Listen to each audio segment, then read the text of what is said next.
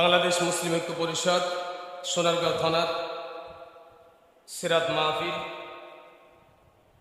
মাহফিলের সম্মানিত প্রধান অতিথি শায়েখ সাখাতুজান রাজি সাহেব, প্রধান বক্তা এবং সংগঠনের সদস্যবৃন্দ যারা আসছেন, আজকে আলহামদুলিল্লাহ বড় একটা মজমার আয়োজন হয়েছিল। আল্লাহ পাক রব্বুল আলামিনের পক্ষ থেকে যেটা ফয়সালা হয়েছে,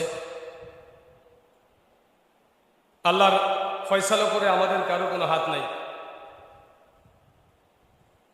তবে আমরা চেষ্টা করেছি আলহামদুলিল্লাহ। আল্লাহ পাক রব্বুল আলামিন আমাদের এই চেষ্টার যাজায় খায় আমাকে আপনাকে সবাইকে দান করুক। সকলে